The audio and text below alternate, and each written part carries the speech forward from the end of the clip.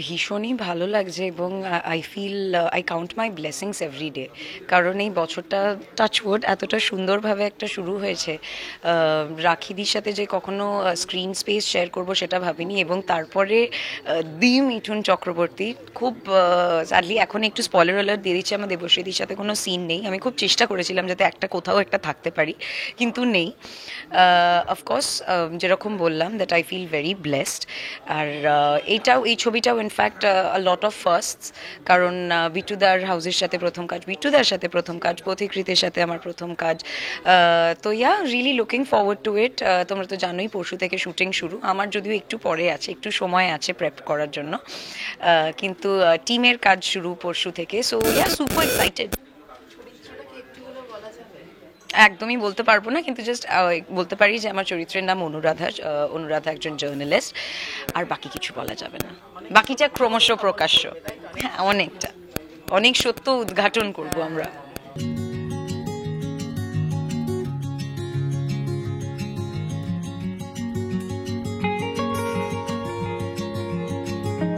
এতদিন পরে মিঠুনদার সঙ্গে কাজ করছি, বহু বছর পর, এবং বেশ সুন্দর চরিত্র। So I am very happy, excited. কাল থেকে শুটিং শুরু, কেমিস্ট্রি মাসি শেষ হলো। একটা অন্য ধরনের চরিত্র, এটা অন্য ধরনের চরিত্র। এই ধরনের চরিত্রগুলোর জন্যই কি অপেক্ষা করছিলেন আসলে? একেবারেই তাই, একেবারেই তাই। কারণ আমাকে অনেকে বলে যে এতটা লং গ্যাপ কেন, আপনি কি ছেড়ে দিলেন? না, ছাড়িনি, আমি ওয়েট করছি। আমার যোগ্য চরিত্র না পেলে আমি করব না, কারণ মানুষ অনেক আশা রাখে, তো তাদেরকে দুঃখ দিতে পারবো না। কিছুক্ষণ আগে চরিত্রটা নিয়ে শুনছিলাম, একটু মানে দজ্জাল আর কি, মানে মোটামুটি বরকে হাতে বসে রাখে, তাই? বর্ষে ঠিক রাখা নয়, মানে একটু মানে অভাবী সংসার। হ্যাঁ, হ্যাঁ, গুছিয়ে রাখে একদম, মানে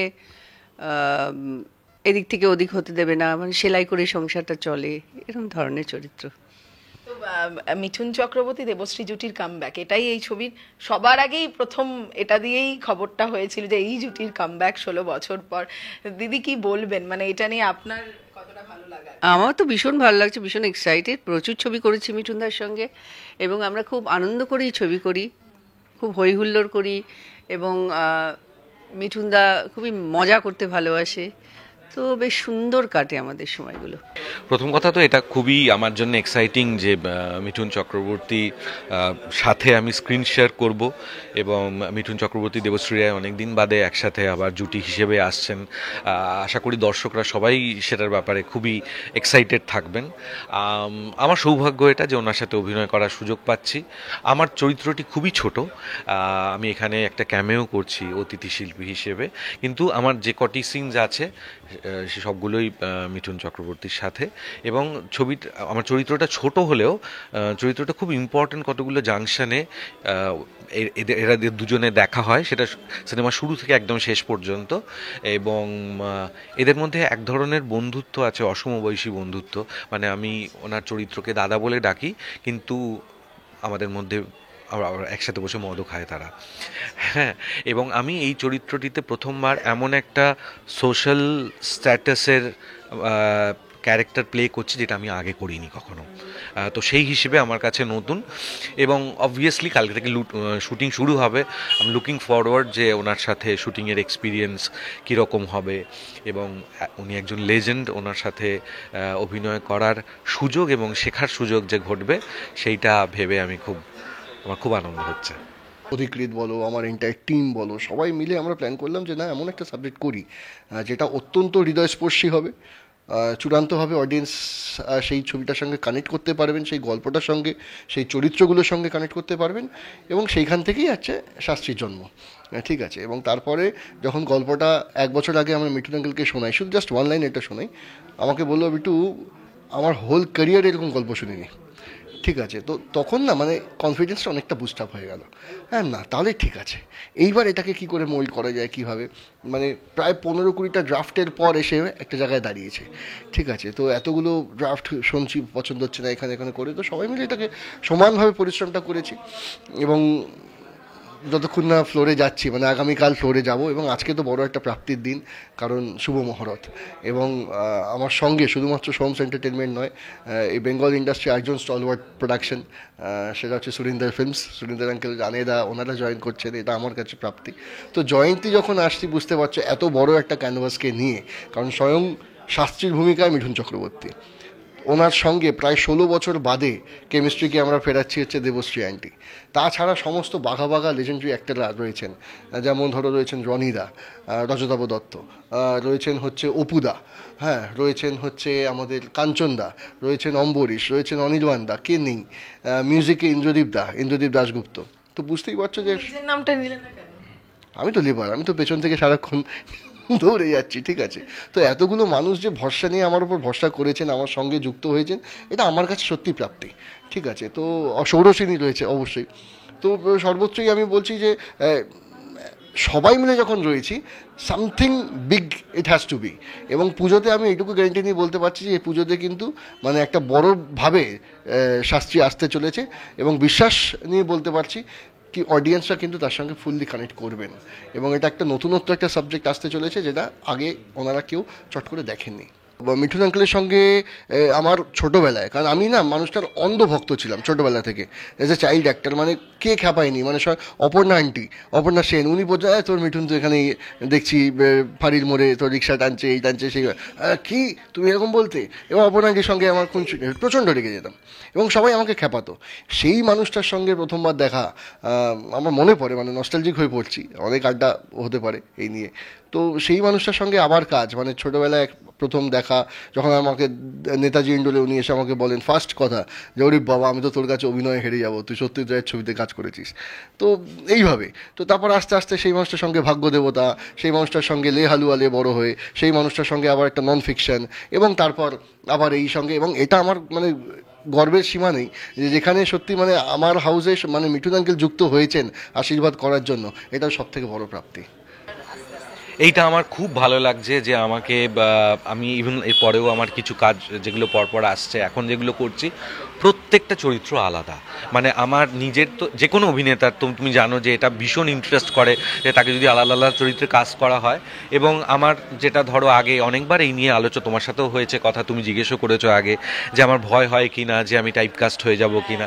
বিশেষ করে একটা চরিত্র যদি খুব জনপ্রিয় হয়ে যায় তখন সেই সম্ভাবনা থাকে। লাকিলি আমার ক্ষেত্রে সেটা হয়নি। আমি অনেক ধরনের চরিত্রের অফার পাচ্ছি, মানে হচ্ছে দর্শকরা এবং পরিচালক এবং প্রযোজনা সংস্থা তারা ভরসা রাখতে পারছে যে এ পারবে, অ্যাটলিস্ট চেষ্টা করবে। তো সেইটা যে করতে পারছি, আমার সাথে ঘটছে, আমি সেই জন্য খুবই খুবই খুশি।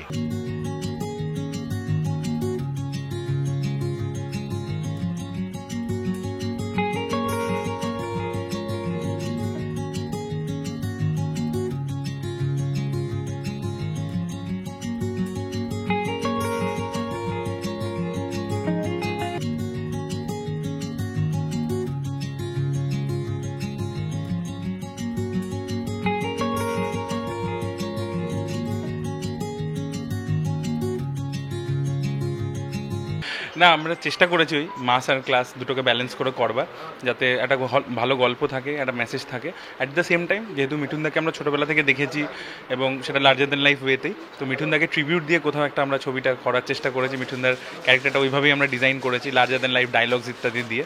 তো দেখা যাক এবার দর্শক যখন দেখবে তখন তারা কীভাবে রেসপন্ড করে। হ্যাঁ হ্যাঁ হ্যাঁ হ্যাঁ। মেন ব্যাপারটা হচ্ছে আমরা মিঠুনদাই যেরকমভাবে পছন্দ করি, তার মানে দর্শক সেভাবেই পছন্দ করে, আমাদের সেটাই চেষ্টা করেছি আমরা। আর মনে হয় এই সিনেমাটায় আবার কিছু পুরনো ঝলক দেখা যাবে, এবং সাথে মিঠুনদা পারফরমেন্স নিয়ে তো আর কোনো মানে নেই, সাথে সোহম আছে, দেবশ্রী আর মিঠুন চক্রবর্তী আবার এতদিন বাজে পেয়ার, উনি ফিরছেন ওনারা। মনে হয় দর্শকদের এটা একটা প্রাপ্তি, সাথে আমাদেরও, কেন মিঠুনদার সাথে আমরা লেখার সুযোগটা পেয়েছি।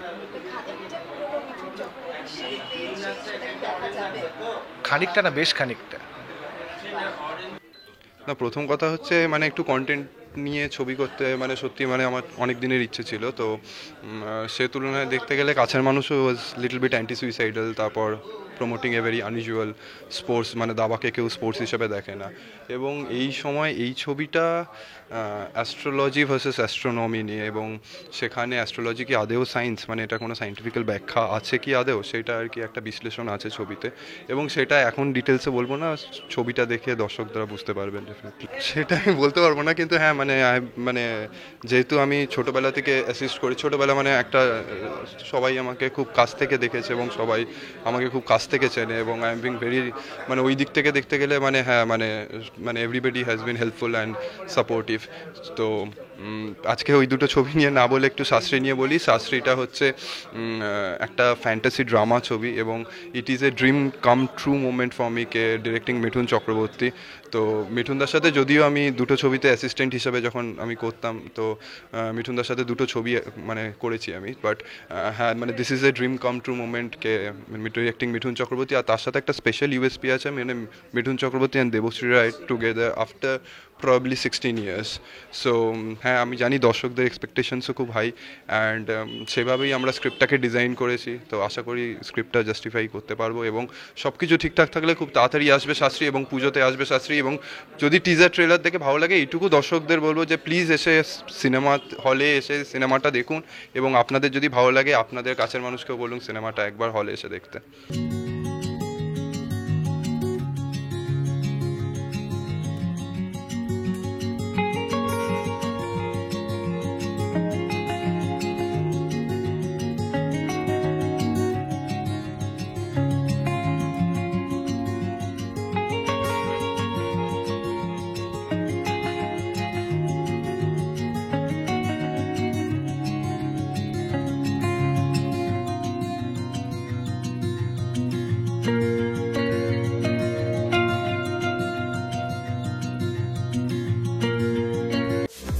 টলিউড ফোকাস কলকাতা চ্যানেলটি আপনাদের ভালো লাগলে লাইক করুন, সাবস্ক্রাইব করুন এবং আপনাদের প্রিয় ভিডিওটি অবশ্যই শেয়ার করুন। Tollywood focus Kolkata.